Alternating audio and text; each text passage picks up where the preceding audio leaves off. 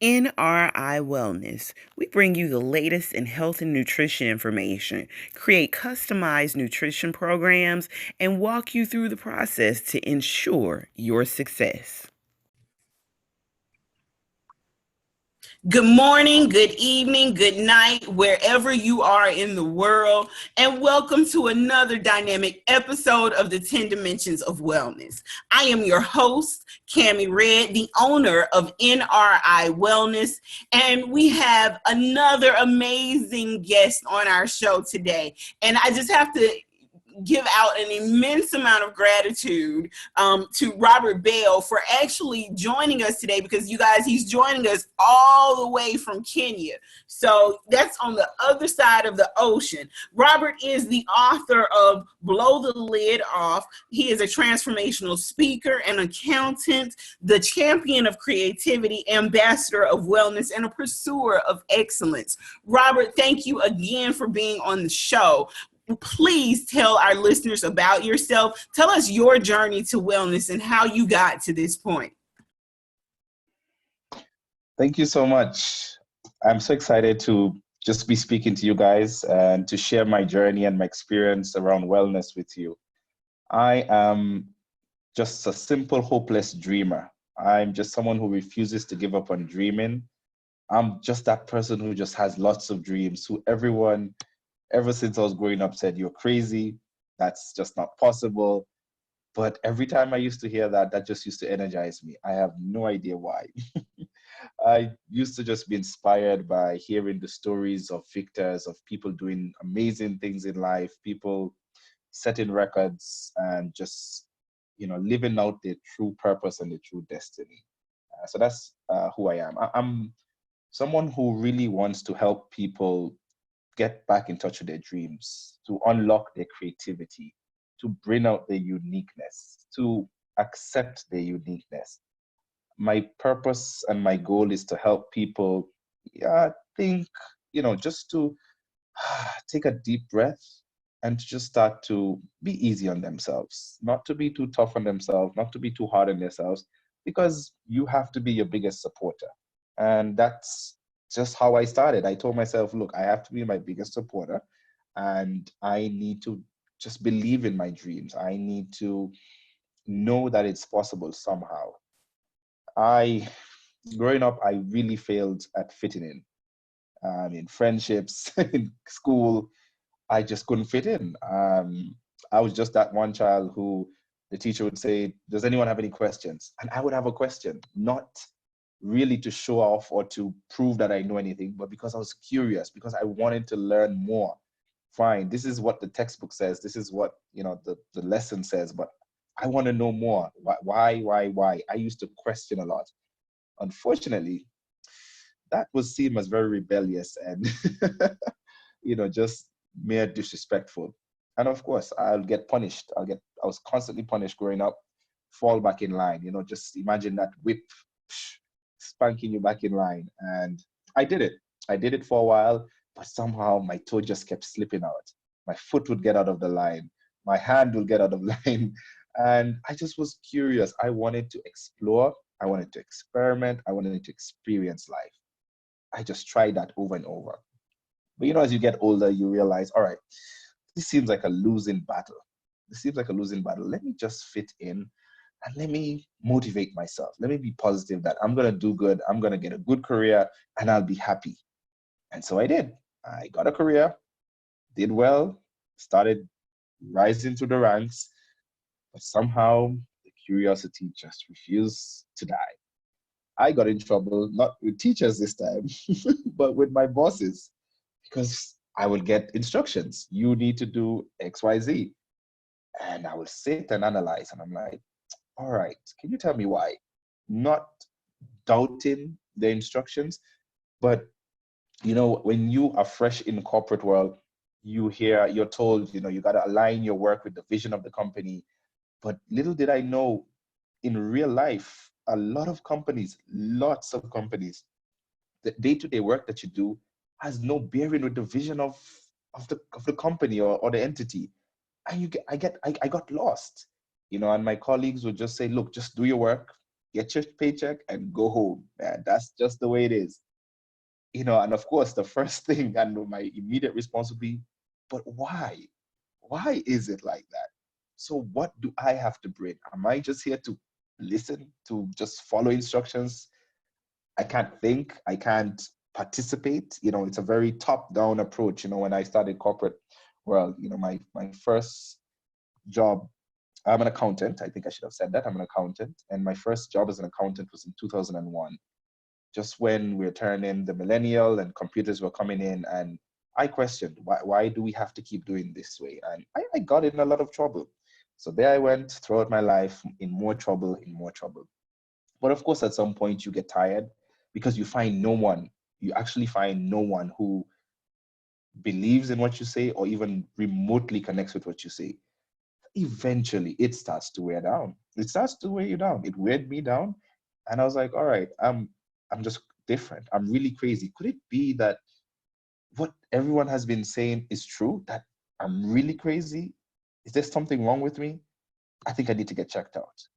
So I told the line in corporate world, I just wasn't good at it. My colleague said, look, you have to just, the boss is always right. I was like, but what if one time the boss is wrong? Then we're all doomed.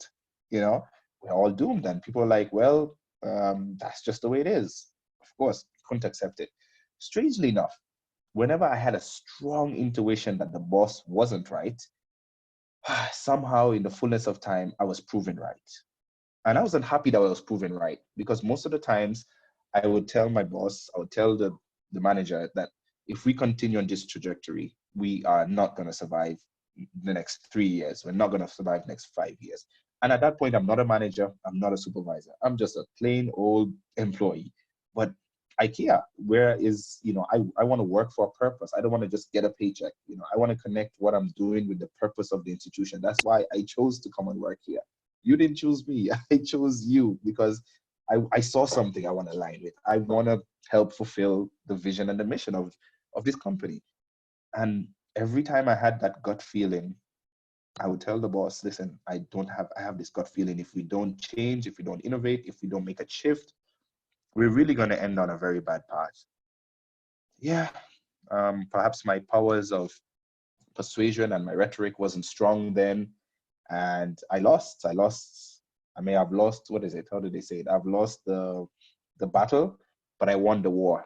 Well, we all lost because 2, 3 years, just as I predicted, a number of the companies I worked for folded. A number of the companies I worked for went under, went bankrupt, and it really pained me. So when I started to see that happen, a little spark started getting inside of me, and I was like, all right, maybe not that crazy, and maybe crazy is what's needed. So of course it was a very small voice, and I ignored it. You go into a new environment, I ignored it, and that used to make me sick. This is the journey to my wellness because that made me sick because I was just pretending. I was just pretending to do what I was told to do because I'm told to do that, not because I connected with it, not because I could relate with it. I just did it just to get by. And every night I just used to just wonder, what am I doing? What am I doing? And that made me sick. And I used to ruminate on that so much and ruminate on it. I realized then what's the point of taking care of my life? Why exercise? Why do anything anyway? Because that's just the way it is. That's just the way it is. This is just the way we're born. We go to school, we get a job, and we stick in it for 40 years. Who am I to move out of the mold? But somehow those inspiring stories, I remember one book that I read was Think Big by Dr. Ben Carson, and I was like, all right, so where are these people? What's so different about them? Anyway, as any young child, I thought I'll be a super athlete. I thought I'll be a Michael Jordan. I tried sports, failed. I tried many things, failed. I tried many, many things, failed. And I kept looking for the next thing. Somehow, I just wasn't phased by failure. I have no idea why. I just wasn't phased. I kept getting up, trying again, because I was convinced there has to be a crazy space for me, some place. Eventually, the corporate was just too much. I had a very bad boss. I became sick, physically sick, emotionally sick. everything sick. I was doing well in my career. I was successful, but very unsatisfied. I was doing great stuff, but very dissatisfied with my life. And I just said, that's it. I said, that's it. I am going to prioritize me. I'm going to look after me. And if it kills me, then all well be it. I have to look after me. I have to balance myself. Because for me, health and wellness, I mean, I would say health is like linking things in your life, and wellness is like syncing them together. You can be connected, you can be linked to something. Many of us are linked to our careers, linked to our families, our relationships, but there's no synergy. We're not synchronized. We're not harnessing. We're not, getting the power of more than one. We're not, just producing. We're just linking. So we go to work, we have a job, but there's no synchronicity in our lives. And I said, I'm done with that. I want to make sure that everything in my life is balanced. So I went on a journey to find myself, take care of myself, and to start a business. And I did all of that in 1 year. I lost 50 pounds in that year when I decided to prioritize me. I started my business for the first time, and I just was at peace. I would sleep well, and I felt good about myself. I really felt good. Three things, a three-step process that I did. I started to trust myself. I started to believe myself, and I started to acknowledge all the good things in my life. I put away all the negative thoughts. I accepted that label that I am crazy, and that's how I brand myself today. That I'm looking for crazy people. I'm giving a shout out for every crazy person. Come here. There's a space for you to be crazy and love it and be celebrated. And that's how I started my journey to wellness. I just really had to find myself. And that's why I champion creativity, because I say creativity is an identity extractor. I don't think there's any best way to get into wellness than connecting to your identity, because there's also toxic wellness, toxic positivity. So many people talk about wellness, that I want to be well, but you're just doing what everyone else is doing again. You're just marching to the beat of someone else's drum when you've not taken time to listen to the beat of your own drum. And isn't that what wellness is about? You're syncing your mind, your body, and your soul. And when I got that happening, I really felt like a superhuman.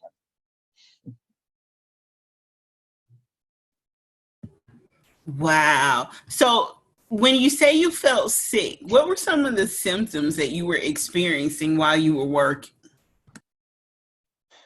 Oh, lots of stress, weight gain. When I was sick, I literally just had nightmares. I would be fighting. I would be fighting. My wife would even say, you were fighting last night. You were fighting last night, because I would go to sleep really just with a lot of anger, that I could see, my boss telling me to do one thing, and I can clearly see, for me, I could see, no, this is just not the way to go. I need to, have some input. And I was also fighting for my right to be heard. I was fighting for, to have a space to bring me into the workplace, and apparently I just didn't know you don't do that. You're supposed to go to work and just listen to the boss, and it just annoyed me that I couldn't bring myself into it.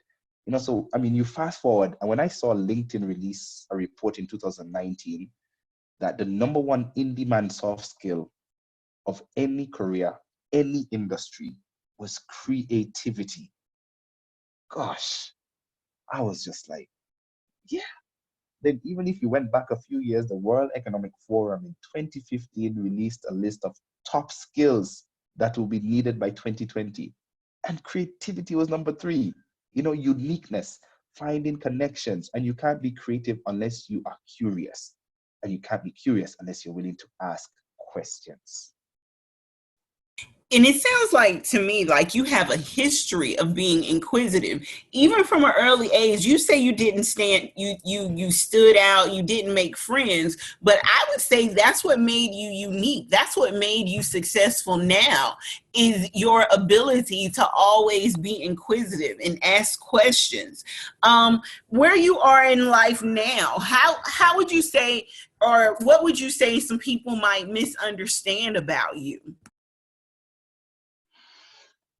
I am at the point in life where I trust myself, as I said. I fully trust myself and I trust the process, which means I am able to rest. I am able to take a break. As I say a lot to my coaching clients and to whenever I go to speaking engagements, is you cannot truly rest until you can truly trust. I mean, how do you sleep good at night? You sleep good at night because your doors are locked, right? You have that sort of security that you're being protected. Now, would you go to sleep if the doors and your locks were broken? You'd be very unsettled. You'll be quite anxious. You'll actually be lying in bed waiting for daybreak just to wake up to see, has anyone come in? Is everything still here? And isn't that how we live a lot of our lives? We go to the bed, but we're not really sleeping because we're worried about tomorrow, or we're worried about what happened yesterday. We're not able to stay here. So I'm at the place where I can take a rest, where I can trust myself. That even if I'm working on something, I need to put out some material, some content, I'll take a break. I'll take a break and say, you know what? Let me take a deep breath and let me come back to it. Because even scientifically and neurologically, you don't come up with ideas by just sitting looking at the screen. You have to take a break. You got to do an activity that's less taxing. I mean, just getting into a bit of heavy science here, we have three major networks in our brains, right? One is called the default mode network. The second one is called the executive network. I'm just going to focus on those two. And the executive network is just that you're in executive mode. You're doing. I have this task, you're in the doing phase. The default mode network is when you're resting, and that's when the ideas come. That's when your brain is able to now make connections, not just between the obvious, but the non-obvious things. And one of the best ways that happens is at sleep. It's at sleep. The fourth stage of sleep in the sleep cycle is called the REM stage, the rapid eye movement stage. And neuroimaging shows us that that's when the brain filters through every input, sensory input, audible input, everything that you've gone through throughout the day, and starts to make connections. So you have to be able to trust your process. You have to be able to trust yourself. You have to be able to trust your brain and your mind when you're at rest to make the connection. And that's why when you wake up at times, that's where I am right now, my wellness. You wake up at times, I got an idea. You wake up fresh. You wake up, refreshed because you've given your body and you're giving your whole being time to sync. Your brain, right? Your mind, your head, your heart, and your hand. Body, mind, and spirit has just synced. You're giving them that chance. So that's where I am with my wellness right now. And I would just say one of the things that I did, because wellness is active. You have to be active with wellness. So one thing that I did recently that was a big, was a big trust. It was, like getting into that, that relationship. It was a big trust. Is I went on a 7-day digital detox, and that was, going into it, I had no idea if I could last 7 days. And you know what? I didn't care. I just wanted to start the journey, but I did it. 7 days. No screen, no technology, nothing whatsoever. And I just want to go back. So that's where I am with my wellness, and I'm willing to trust myself. Listen, I love that. I did that too for my 40th birthday back in June. I went on a 7-day digital detox. I actually went to a wilderness retreat up in Ohio. So I was out in the woods, same way for 7 days, no screens, no social media, no nothing, just me reconnecting with self and nature. So I'm there. I love that idea. I love it. So, Robert, let's talk about your book, Blow the Lid Off. Tell us what that is about. What inspired you to write it? And what problems does your book solve? All right. So my book is titled Blow the Lid Off: Reclaim Your Stolen Creativity, Increase Your Income, and Let Your Light. My book, I've chosen that title for three reasons. Not that I had all three reasons when I started, but before I tell you all reasons, is the book is in essence, just helping us to, as it says, reclaim our stolen creativity. And I say that our creativity has been stolen because when something has been stolen, it's been taken without your permission. That means, and I start the book off with a very firm position, that we are all creative. There's nothing like the creative type or non-creative type, left brain or right brain. That's actually a myth. So my book is just debunking that myth that some are creative and some aren't. We are all born creative. Now, obviously, some person listening might say, no, absolutely not. I'm not good at painting. I'm not a musician. And that's one of the challenges that the book is addressing, that creativity is not just artistic. It's not limited to artistic expression, right? Creativity is even intellectual. I mean, when I used to go to school, people who were deemed creative, well, were just looked at as a bit of, all right, they really can't add too well, they're not so good in science or English, so let them do something that's not so, taxing on the brain. Because we've had this misconception that creativity has, it can't really be assessed, that beauty is in the eyes of the beholder. So every painting is beautiful. And we got these myths growing up that creativity is just, sort of like a waste of time, right? But that's what the book is addressing. So why blow the lid off? Blow the lid off because one, we have suppressed our innate ability to be unique. We have suppressed it, and I am giving a rallying call for us to just blow the lid off your limitations, to blow the lid off things that are holding you down. I think about my experience when I was in school or going in my corporate career. You're just suppressed. You're suppressed. Your ideas are suppressed. You can't speak up. I mean, how many of us can go to our boss and say, look, I have this idea? I mean, maybe now, post COVID, this pandemic, bosses are a bit more open to, hearing ideas. But back then, absolutely not. And so that's number one reason why you blow the lid off. Number two, blow the lid off. I mean, we know that expression. Journalists usually use it when they're about to reveal a big scandal, this big conspiracy. We're gonna blow the lid off this conspiracy of who's, stealing money somewhere, right? And that is the whole point of the book. I'm blowing the lid off this conspiracy that some people are creative, some people aren't creative. It's been a conspiracy all your life that you are either creative or not based on your artistic expression. You're creative or not based on this. But little do you know, if you reflect on your life, at one point in your life, you are open, you're curious, you were a dreamer. But just like me, when I started to go through life, it became suppressed. You're told this is just the way it is. You fit into the norm. And I tell people, listen, creativity is actually for failures, right? You can't be creative unless you're a failure. It's for people who fail to fit in. It's for people who fail to just follow the mold blindly. That's what creativity is about. Number three, blow the lid off because I want us as a society, I need us as humanity to really reposition our uniquely human creativity. We need to start dreaming more because that's how we're going to solve the world's problems. If you look at our entire human existence from, as far back as records or documentation can show us, is that any major, evolution or every major change in humanity has come about because of creative insights. What I say is that we're living in the reality of yesterday's dreamers. That's the only how we exist. So what we're experiencing now with technology or any part of life is because someone dared to dream yesterday and someone dared to follow their dream. So what are we dreaming today? We are in charge of creating our own future. That's why I wrote the book. And as I go around, doing a lot of media interviews on podcasts or wherever, some myths that I find people have is, all right, okay, so you basically want me to start, just drawing or anything.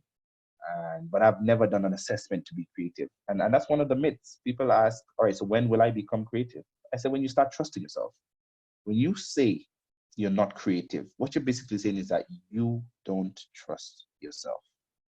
You don't trust that the ideas that are coming into your head mean something. You know why you don't trust yourself? You know why we don't trust ourselves?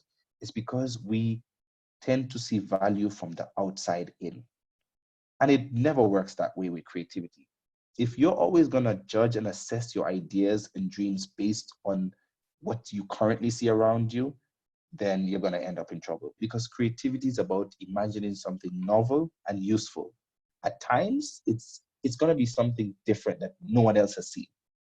And that's why IBM, when they conducted a survey of over 5,000 CEOs, they said the number one skill for any leader, for effective leaders, for effective CEOs, is being creative. Because if you're going to lead, you have to catch a vision early. You have to have that vision. You have to be a visionary. We've described these things in so many different words, but it all comes back down to creativity. It all comes back down to creativity. If you're a leader or you're an aspiring leader, you have to be a visionary. And in order for you to be a visionary, you got to be able to trust yourself. Which CEO have you ever seen of any global company that doesn't trust themselves? They stand up in front of thousands, some of them hundreds of thousands of employees, and say, this is the way we're going. Pitch it to the leadership team, and they catch the vision and they push it. You have to be able to believe in your uniqueness. The challenge, why we don't believe in our uniqueness, is because we have surrendered our creativity in order to be compliant. As an accountant, I know very much about compliance, and we want to be compliant with, quote unquote, the rules of life: to go to school, to get a good job, to be a good employee. We have conformed and conformed, but the more we conform is the less we'll be able to reform. 90% of my corporate career, I've had roles that were created specific, just new roles. They didn't exist in the organizational chart. And every time I interviewed, I was given the job because they were like, look, we're looking for someone. We don't know who we're really looking for, but when we interviewed you, we found that person, and I refused to be anyone else. But I have to be very, very honest with you. I applied for lots of jobs, as do most people. And I kept getting rejection letter after rejection letter. I even worked with an HR coach, an HR consultant. We would identify vacancies. She would even help me write the application letter, get my resume ready, and I still wouldn't even be called. And she was like, okay, I just don't get it right now. I really don't get it. But later on is when we discovered, no, I don't fit into molds. I can't be applying for a job. If a job is already created, then I'm too late. I need to be the one to define the job. So at times I've gone in for an interview for one job and they're like, okay, no, you're not a good fit for that. We're going to create a new job just for you. And that's what the book is about helping us increase our income. The second part of the subtitle. And, it's about just letting our light shine. Imagine you trusting yourself, trusting your ideas, trusting your uniqueness, going for it. You're going to let your light shine. You're going to shine. And you're not doing it for stardom or for celebrity status. You're doing it because you're letting your light shine to help others, to help your company, to help your family, to help society, but most importantly, to help yourself. I think too often we're too hard on ourselves. We're too hard on ourselves that we have to serve everyone else, but we don't take time to serve ourselves. And isn't that what wellness is about? It's about serving you. It's about being of service to yourself. It's about taking care of yourself. It's about prioritizing yourself. It's about giving yourself the best chance to win. When you don't have a strong wellness practice, you're not giving yourself a good chance to win. And that's why even in the book, I talk about wellness. I talk about emotional intelligence, right? And you should definitely grab a copy of the book. And it's not a long book. It's a book meant to be read very slowly and Oh, meditatively. don't There's worry. I'm nothing about it. actually going to grab a copy. I'm going to order a copy, but I'm also going to post the link because just listening to you, I've taken a great deal of notes. So in our group, I'm probably going to end up hosting a book review or a book meeting just about the book and inviting other people to get this book because it sounds like there is some really valuable information in this book for others. Absolutely. That would be fantastic. Absolutely. It's a book just meant for us to really go back inside. not to stop looking outside, right? We got to get our value from inside out, right? That's the only how we're going to appreciate ourselves. So this is the problem that I solve. I'm an accountant, and I would never drop that title of accountant. And the reason why I'll never drop it is because I want to show people, I want to lead by example. And I want to show people that, listen, your profession is not the source of your identity. Your profession is just an expression of your identity. It's not your entire being. So when I'm an accountant, stereotypically, you have an accountant, you have a CPA, just about the numbers. I don't want to use the word boring, but yeah, we think that, just a little bit boring. And I got a lot of, I don't want to call it negative feedback, but whenever I would be out with people, they're like, oh, you're so well spoken for an accountant. I was like, okay. Oh, you're not as boring as I thought you would be. I was like, all right, so how did you think I was when you never met me? And that's why I decided, you know what, I'm never going to drop this title of accountant because I want to introduce myself and say I'm an accountant. And I just want to see people's reaction. And from that, I'm just going to wheel them in a bit. Just wheel them in a bit. I was like, all right, so because I'm an accountant, you then think you know me? You then think you can define me? No, absolutely not. And that's what I tell people, that your profession should never define you. It should just describe you. That's it. So I'm an accountant, and that describes a part of me, that I'm analytical, I'm detail oriented, I believe I'm trustworthy. That's why people give me their money to manage, right? And so that describes a few attributes about me, but it doesn't define me, because if it defines me, it captures me in a box, captures me in a box. And just like when you introduced me, that's why I identify myself as a champion of creativity, an ambassador of wellness, and a pursuit of excellence. So whether I'm an accountant, whether I'm a busboy, whether I'm a truck driver, I am still going to champion creativity. I'm still going to be an ambassador of wellness, and I'm still going to be a pursuit of excellence. Look, I'm going to grab all the truck drivers and say, look, let's find a creative way to save the company money to deliver these goods on time. Look, we got to take care of ourselves. We need to push the company to give us ergonomic seats in our trucks, and I'm still going to pursue excellence. I say, guys, we have to be the most fuel efficient fleet on this eastern seaboard. I'm still going to do that, right? So not just because I'm a truck driver, and shout out to any truck drivers, no offense to anyone, it doesn't just mean that I sit, drive, eat fast food and that's it. No, that doesn't define who you are. That's just, so don't get wrapped up into that box, of your profession. Your identity doesn't come from there. And you can only reverse that when you take back your creativity, because you had a uniqueness. You had something very special about you. And those are the problems that I'm out to tackle with this book. This book is just a start to get people into this cocoon so that we can heal. We can heal from the traumatic experience of our creativity being stolen from us. Look, when something gets stolen from you, it is traumatizing. And something as personal, do you know there's nothing more personal in life than your creativity? Nothing. Absolutely nothing. Not even love. Not even love, right? Love may vary from person to person, but it's not as uniquely personal as your creativity, because this is your mind. I know people say that the heart is more powerful than the mind, but guess what? When you have a heart full of love, but no creativity, no uniqueness, then you're out of balance. Your wellness is not effective, because your wellness must sync your mind, your body, and your soul. I'll tell you something, even scientifically, the biggest part of our brains, the neurocortex part of our brains, what we use it to do is higher level activities, language, creativity, expression, communication. So I could love you, but if I can't find a way to bring out my uniqueness of how I love you, it's going to be a bit of challenge there. It's really going to be a bit of challenge there. That's what I am out to address. It's not just about painting. It's not just about singing. It's about bringing out our uniqueness, about solving problems, and about just making this world a better place. As I said, I'm a hopeless dreamer that I could change the world. And all I have to do is change the world for one person and another person, and I've changed the world.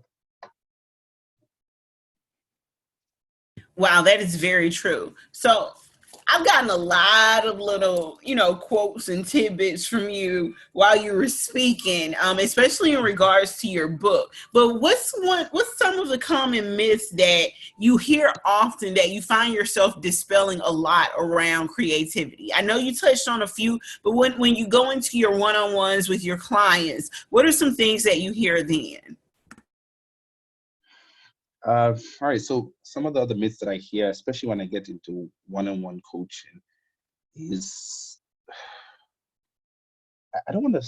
I want to even move it from a myth. I want to say a barrier. I want to say a blockage, and it relates to what I said earlier. It's about the trauma, right? It's about the not admitting that there was a traumatic experience that took away our creativity. That's one of the myths, that it just disappeared somehow. Like I just lost it. And I love, Dr. Brene Brown, vulnerability researcher. And she says, look, out of 85% of the people she interviewed, right, just about 50%, 85% of the people she interviewed can identify that they had some kind of traumatic experience when they are younger that affected their vulnerability, that made them, cocoon. And out of those 85% of the people she interviewed, half of them said it was around a creative expression. Maybe they had a painting, or maybe they had something, and their friends laughed at their classmates laughed at them. 4 or 5 years old, the teacher said, "Oh, that's so cute, but it's not, valuable or anything." And that trauma was carried throughout their life. So that's one of the myths, that it's just something that just got lost. One of the myths is that I'm going to sit you down, we're going to go through this one-on-one coaching, and I'm going to give you technical skills of how to get your creativity back. Do 1, 2, 3, 4, get it back. No, the biggest myth is that it's very personal. It's highly personal. And that's why I tell people that if you want to tap into that deeper dimension, you got to work. It's got to be personalized. It's got to be one-on-one. Yes, you can sign up for my group coaching. Yes, you can read my book, etc. But you need to be guided back to where that trauma happened, and then we come and build it out. I would say those two are the biggest, myths I have to deal with, because people are unwilling to go back to, really deal with that trauma and to heal with that trauma. And trauma that's not transformed is transferred. This is a 2-second nutrition tip. Today's tip is become a savvy food label reader. Understand exactly what's going into your food. Let me know how that goes. This has been a 2-second nutrition tip. So, Robert, walk us through what it would be like going through your coaching program. We are looking for trying to enhance our creative wellness. Describe the process behind that, all the way from your breakthrough session to the end of the complete program. Tell us what that looks like. All right. So I'm taking someone who's listening to this and first, probably purchased my book, and now is more curious, wants to really unlock the creativity and get it done.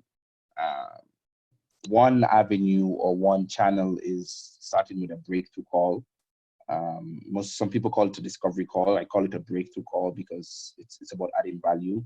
Just a session to find out where you on your creative journey, what are your blocks, what are your challenges, give you a little guidance, just like what I'm doing on this podcast, but more personal for you to understand, where you are, understand the environment in which you're operating in, and just to create a safe space. And when that happens, if there's linkage, if we're linking, if we're syncing, and we realize, great, we definitely can take this further, then agreements are made and we sign up to do one-on-one coaching. And in this one-on-one coaching, just like what I tell people, is that we first, as we go through the program, the first thing we got to start dealing is our wellness. We don't start directly with creativity because we have to prepare the soil. So I take time with my coaches to prepare the soil, to work on our wellness. Because just as I said, creativity is about trusting yourself. So we have to start preparing the ground for us to trust ourselves. We work through our wellness, we get ourselves prepared, we start working on our routines. Where are your routines? What do you need to do? We build up that wellness. We start doing a few small activities because, being creative, we also have, it's active, it's hands-on. We have to start doing a few things. And it's a very unorthodox approach. I totally agree. But we have to get our mind and our brain ready to start making new connections. We can't just sit. As I said, being creative is not just sitting down and say, all right, I'm ready to be creative. Let's go. It doesn't work that way. So during my programs, we start to identify what's the best environment for you. Where are you? Where do you live?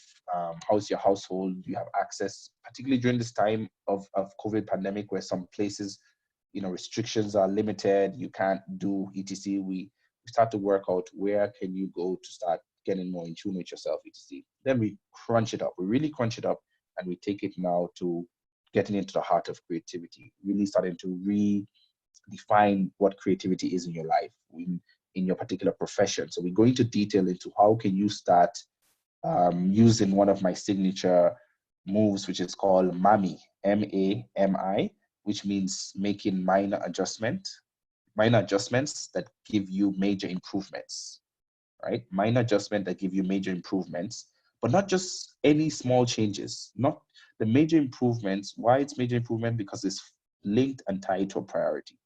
So we kick up the notch in the second stage and we start to prioritize creativity, and you start to make minor adjustments into it.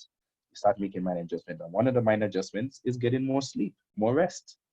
That's we get into details as to why that's beneficial, etc. And then at the third level of the coaching program, now this is when we need to move from the trusting stage. We move from the trusting stage to the belief stage. We have to realize that before you can believe something, you must have first trusted, right? I want to use even a romantic relationship. Before you can start believing in your partner or believing in your relationship, there must have been some sort of evidence, right? You must have evidence. So the third stage, we move, you have to fully trust. And even if you're not ready to trust, I thrust you out of that comfort zone for you to believe yourself. And in believing in yourself means learning to embrace and engage failure and pain. And that's what we do at that stage. I teach you how to start engaging and embracing with failure so that you can believe in yourself. Because even in failure, you can believe yourself.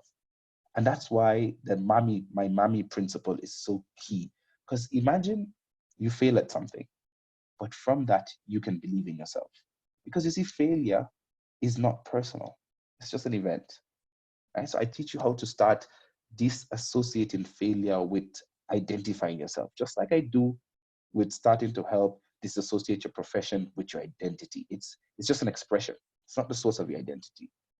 And at that level is when, at every level there's a breakthrough, but at that level is when the, just that's my sound effect for blow the lid off. That's when, the lid is just blown off. And I just love that level when I get there with people. They're just like, wow, but it takes time.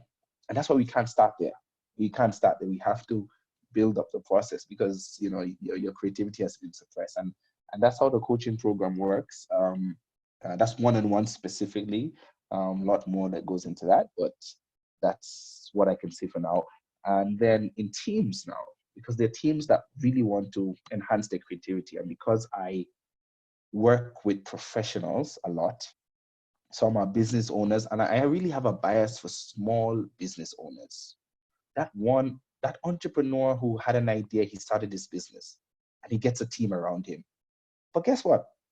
Oftentimes, when you're an entrepreneur, you have a small business, your team members may not necessarily be at that point where they can catch the vision and really implement it, particularly if we've gone through our traditional education systems, right? That focuses more on memorization, on standardized tests, that doesn't give room for questioning and curiosity. It's going to be a bit of a shift for such a team member to start, having input, because entrepreneurs don't want robots. They want, if I can call it, mini entrepreneurs. They want people who can take ownership of things. When you work in a small business, you do everything. You can't come in and say, I'm a marketing specialist, and you bury your head and you're like, all right, I'm doing marketing. You have to chip in here and there. You're integrated. So that's another aspect of how I work with, small businesses, doing workshops, just working with teams, even like on Zoom. How do we create that team synergy? And the number one thing that I would say is number one outcome, the number one output of the workshops is being able to create an environment of psychological safety, right? So it's just like what I do with the one-on-one coaching. If you're a small business owner or any kind of business owner, you're a leader, you have to be able to create an environment of psychological safety. But even if you do that at times, people still, if they don't trust themselves, they're just not going to participate. So sometimes it goes beyond you.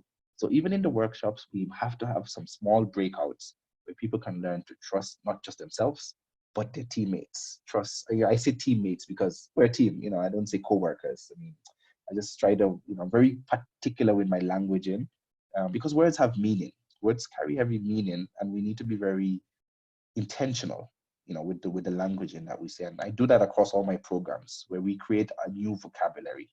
Right? We create a new vocabulary so we can understand and communicate more effectively our visions and our feelings and our ideas, right? We have to be able to kick up our skills of rhetoric. If you don't have that, you can have the best ideas, but if you can't sell, in quotation mark, your ideas, then you're in trouble. And that's another myth. A lot of people think that selling is just for salespeople. Absolutely not. And I'm really just grateful for the experiences I've had. I've actually worked in sales. I've worked in marketing. I've worked in IT. I've worked in procurement. I've worked in so many different careers, if you want to call it that. And that's why I tell people that, look, your profession should not define you. And I'm still an accountant. In all that, I used, it's called interdisciplinary skills, right? Transferable skills that goes across anywhere. Collaboration. These are skills that, through workshop that we have to end up building, robust. And I'm just happy that all the experts are agreeing with that. As I made reference to the LinkedIn report and the World Economic Forum, complex problem solving, collaboration. Those are the skills and the things we need to work on. And it's amazing, how creativity works is once you create an environment and you plant the seed, all you have to do is nurture it. You just have to learn to nurture it. So in the workshops, that's what we do. How do we learn to prepare the soil, just like at an individual level? As a team, how do we plant the seed? Because, we get thoughts. Creativity is based on thoughts, right? And you have to be able to distinguish when thoughts are seeds or when they're weeds. And that's the challenge that a lot of people have in the creative journey, because you don't know. It goes back to the whole concept of trusting yourself, right? Because you get thoughts and many people don't. And that's why we get stuck in inaction, because we just don't know. How do we filter out if this thought is a seed that I need to nurture, that I need to grow, or if it's a weed that I need to rot out? Of course, at a high level, it's easy. Positive thoughts are seeds, negative thoughts are weeds, but it's much more complex than that. So we do that in the workshops, learning how to also identify others' thoughts. And as a leader, that's another program that I work with now, with specifically for leaders, because you need to be able to identify the seeds, the thoughts that are seeds in your team. You not only need to be able to identify it, you need to be able to bring it out. You need to be able to bring out those thoughts that are in your team that are seeds to pursue it. And of course, some seeds may grow, some seeds may not grow. It's about identifying the right type of soil, right? Some trees grow in particular good environments. Some plants grow, just using that analogy. And that's what we do when I get into the coaching sessions, into the workshops, and tailor-made programs, should anyone have a need around that area. And that's why I come alive. That's why I love it. That's why I love working with people in all aspects. And then, yes, of course, speaking engagements, giving keynote addresses, addressing corporates or organizations. And as I said, particularly small businesses, just helping them to overcome that. Because, global statistics show us that 80% of small businesses fail within the first year. 80%. Can you imagine? That's someone who had an idea, who really saw value, but just failed for some reason or the other. Maybe a difficult environment, competitive environment, or just not, as I identify it, not understanding your numbers, because I'm an accountant. Because as Warren Buffett says that, accounting is the language of business, and many people fear accounting. So can you imagine? I'm tackling two of the most difficult problems in life, right? Helping people to become creative and helping people to become intimate and knowledgeable about finances, about the accounting. And it doesn't mean you have to be an accountant as a business owner or even as a leader, right? It's just understanding the impact and the insight that accounting gives you. The impact and insight, or also the impact that of not understanding accounting. Because if you don't understand accounting and you just leave it to the CPA, you make decisions and they're not correlating, then you're going to end up in trouble. So those are two very difficult things, but I love difficulty, I love challenges, and it helps me to become very creative in my approach in helping people. So let me ask you this. What is a time, tell me about a time that a client or a patient actually touched your heart in a way that it actually made you change the way you practice?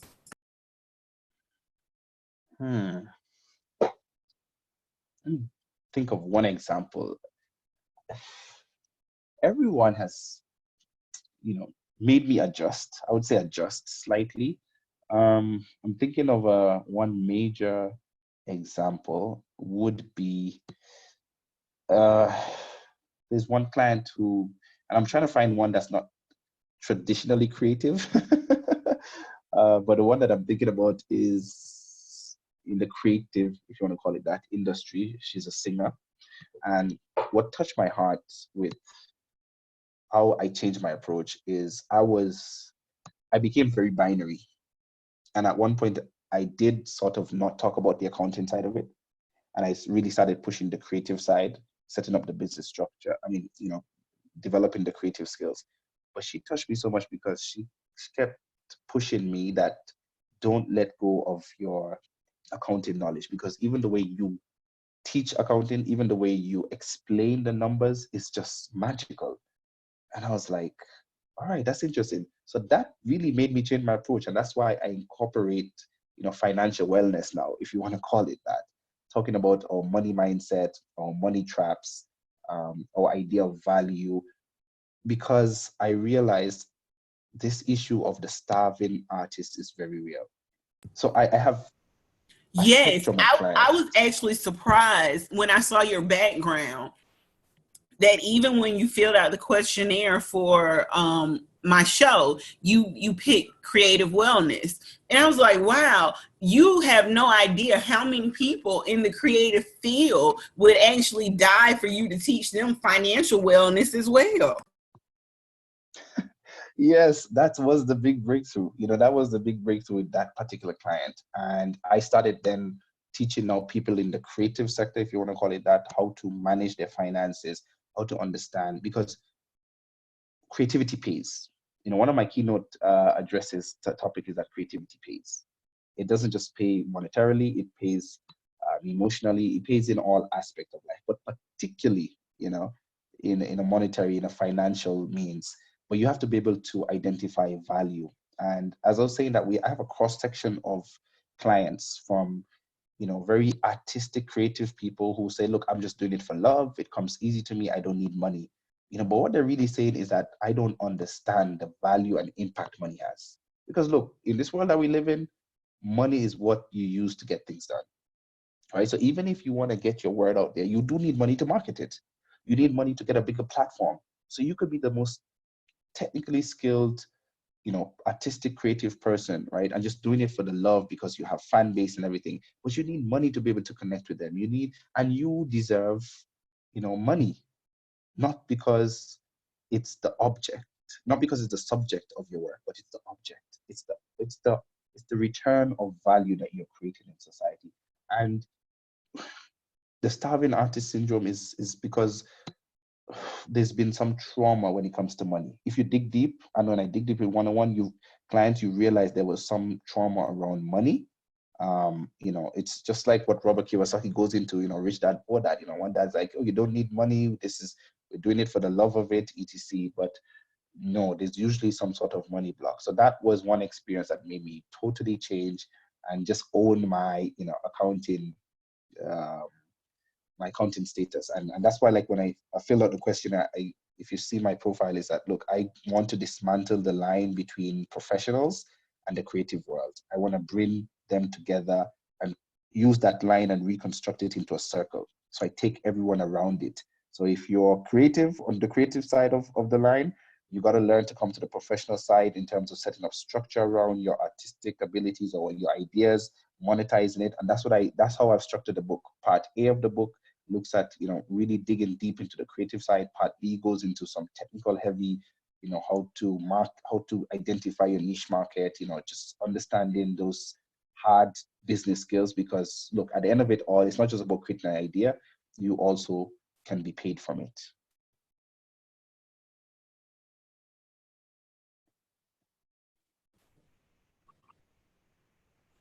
So, Robert, again, thank you for being on the show. Why don't you tell our listeners how they can get in touch with you, your website, how they can find you, where they can buy your book, if you have an email address, your number, if that's a public information, as well as where you are on social media.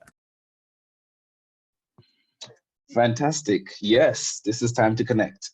All right, so you can get in contact with me, one, through my website, www.robertabelle, and Belle is BELLE.com.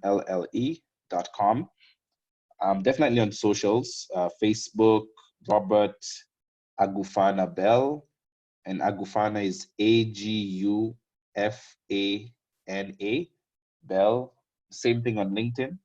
On Instagram and Twitter, it's Robert_A_Belle. So basically across platforms, if you just type Robert A. Belle, you should definitely be able to find me.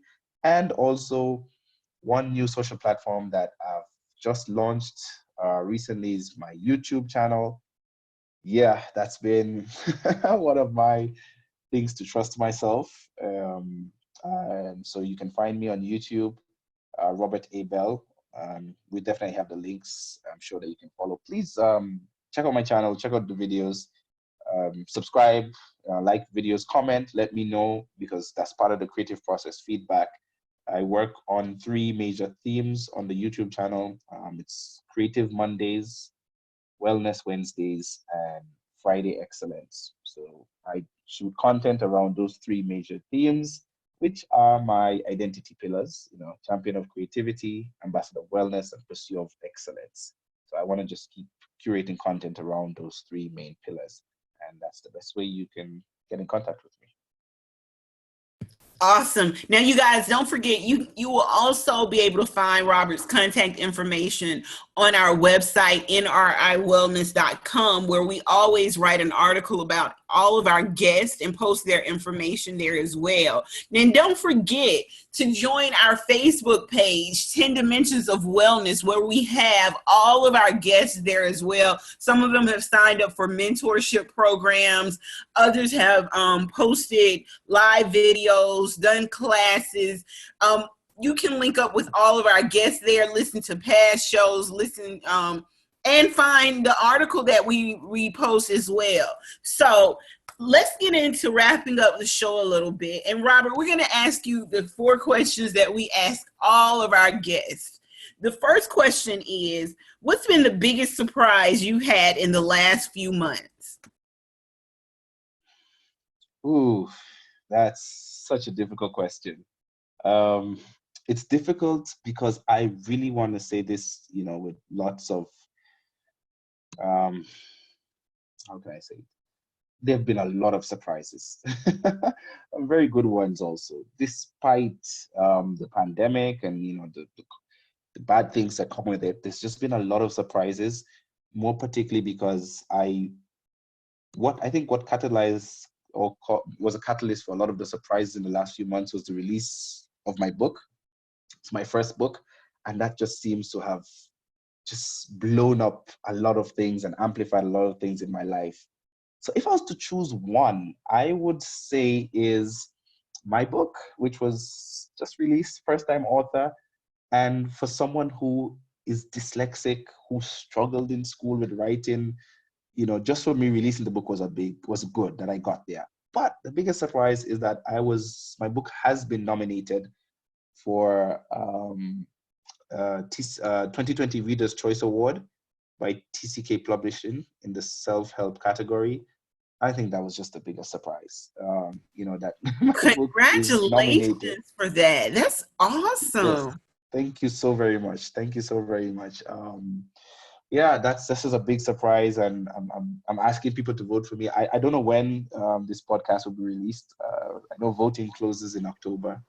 Oh So yeah, well, if you do it'll get be it released before, before then. So what we'll do is we'll actually post it in the group, the after the podcast 10 Dimensions of Wellness group. So I'll send you a link to the group. You join the group and just post the link asking people to vote for you and your book. Okay? yeah, absolutely. I would really appreciate that. Not just because I want to win the award, but I want to, as I said, amplify that it's time to take back our creativity. I want to show the world. I want us to say that we're not going to have it anymore. The computers are not going to take our places. We're not going to be made redundant. We are going to take our place, as unique humans. So that's been my biggest surprise. I am just, yeah, really, really excited about that. Awesome. Now, what do you wish you had known 10 years ago that you know now? Mhm. 10 years ago. Well, actually, the last 10 years, particularly of my life, has been the most wonderful years of my life. Started off because I went through what I would say was my first depression episode, like real depression. I was just hopeless. I just didn't feel like there was anything left. So what I wish I knew then is that I am crazy. I really wish that I knew for sure that I am crazy. I'm crazy to write a book, despite suffering dyslexia. I'm crazy to be a public speaker, despite literally shaking growing up public speaking. As a matter of fact, I only got over my fear of speaking just a few years ago. Just a few years ago, and people just don't believe that. Just a few years ago, I would literally shake. If you would ask me to speak or interview me on a podcast, I'll be like I would shake, my palms would sweat, I would just be a nervous wreck. So, I mean, just 10 years ago, I wish that I knew, and not knew just by um, information, but by experience. I just wish that I was crazy. Knew that I was crazy and accept that I am crazy. And crazy doesn't mean that I'm loco, psycho. It just means that I will go and find my own path. You will And take the despite risk that it takes to be successful. That's what I crazy will take is. I will take the risk. I will take the risk and I will just trust myself. I wish I knew that 10 years ago. But still no regrets. But if I had known it, that would have helped. But somehow I just wouldn't change it. I just wouldn't change it because it's really just prepared me for where I am now. The growth has happened below the surface. So that's what I wish I knew 10 years ago. Awesome. So, what inspires you or it makes you feel like your best self? What inspires me is my writing. My writing inspires me because my writing is a direct translation of my thinking. It's a direct translation of my thinking. And my thinking is a direct translation of my beliefs. I often, when I go into my meditation, like every Wednesday, I just spend time. I don't take meetings, I don't have clients, nothing. I just sit and think or write or read. And the thoughts that come to my mind are just so, I end up writing a lot and just writing. And half of the times I have no idea what they mean. I just write. And they come the download comes so juicy, so so refreshing that it few weeks down the line or few months down the line, it just just just makes a lot of sense. And I'm going to share one with you guys. I'm going to share one with you guys to tell you and to show you, what that looks like. And so when I was writing my book and just pursuing this whole creativity agenda, something came to my mind when I was writing. So I said, okay. So I asked myself, because I put myself in the position of the reader.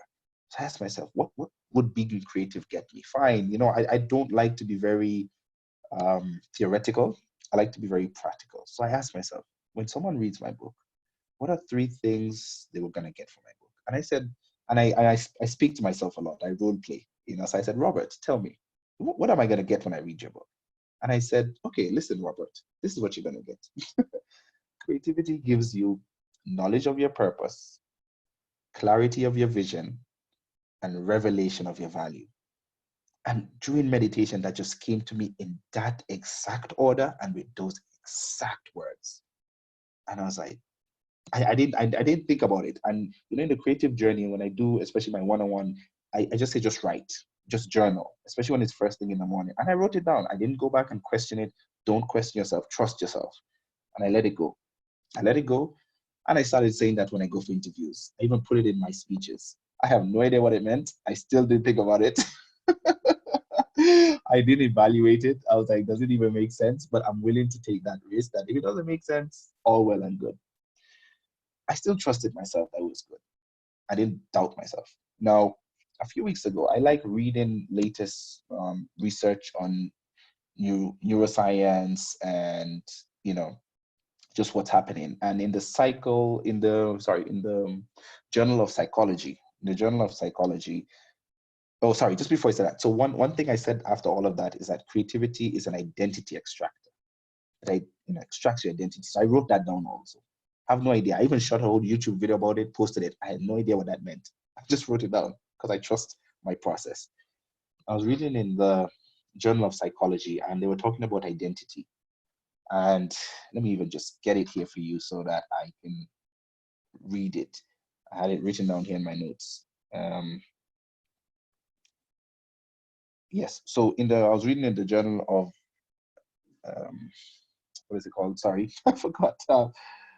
Journal of Psychology, and it talked about identity. And they said there are 3 things that the process of identity deals with, right? And it talks about finding one's purpose. 2, developing your purpose. And 3, finding a place where you're able to fulfill that purpose, where you're able to live it out, where you're able to, harness it. And then I just read that, and I was just reading for general knowledge. I wasn't reading for, any sort of, content, So I just like reading for general knowledge. So let me repeat that. So the Journal of Psychology said that identity formation involves 3 key tasks: discovering and developing one's potential, choosing one's purpose in life, and finding opportunities to exercise that potential and purpose. When I read that, I was like, wait, that sounds very familiar. Where have I read that before? And I just couldn't remember. I was like, wait. As I looked back at what I said creativity does, it gives you 1, knowledge of your purpose, 2, clarity of your vision, and 3, revelation of your value. So I looked at it, knowledge of your purpose. And the Journal of Psychology says that when you're forming your identity, it involves 1, choosing one's purpose in life. Then 2, discovering and developing one's potential. That sounds very familiar with clarity of vision. And then 3, they said, finding opportunities to exercise that potential and purpose. And I said, that sounds like revelation of value. And I was like, holy moly. That is what inspires me. That is because now I just exactly what I do with my clients. I moved from the trust stage to the belief. So now I believe my process. And that's what inspires me. Awesome. So if you could have a billboard with anything on it, what would it say and why? Wow. So am I on the billboard or I can design the billboard? You design the billboard. If you want to put your picture on it, you can. But what would that billboard say, and why would it say that? Um, on the billboard, I would say you are crazy, but not as crazy as you need to be because you have lost connection with your true identity. I don't even know what that means. I just said it off the cuff. That was good though. Like you had me with that one. Like I was like, wow, I like that one. Okay, if it catches you, great. I'm gonna write it down. Don't worry, I wrote it down too. I was like, okay, yes, thank you for that insight. Great. So, Robert, I want to thank you so much for being a guest on our podcast today. It has been such a pleasure speaking with you. You have no idea how much information I've actually learned just from hearing you speak. I took about 8 pages worth of notes listening to you, and I'm just grateful that you decided to grace us with your presence from all the way over in our motherland. So, thank you so much for being with us today. Thank you so much for having me. You're very welcome. I've really enjoyed being on the show. I just can't wait to, connect with those who are listening and help you reclaim your stolen creativity. This is my mission in life, and we're going to change the world. We are going to change the world. Awesome. I'm looking forward to working with you more as well. So you guys, you can listen to our podcast, download it, share it with others. Make sure you are leaving comments on our podcast page as well. We are on Spotify. We are on iHeartRadio. We are on Anchor FM. We are on Google. We are on Apple Music, and a plethora of other, Pandora as well, and a plethora of other audio platforms. Don't forget to check us out on our YouTube channel, NRI Wellness, where you can also catch all of our podcasts, listen to them as well, our past and future podcasts. Now, as always, we're going to direct you guys to join our Facebook group, The 10 Dimensions of Wellness, for after the podcast. A lot of our guests are in that group. Don't forget, our guests teach classes there. They mentor there. They do one-on-ones there as well. So join us, meet our guests, get any information that you got on the show. Thank you for another dynamic episode of The 10 Dimensions of Wellness, you guys. Have a great night. NRI Wellness brings you the latest health and nutrition information, creates customized nutrition programs, and walks you through the process to ensure your success.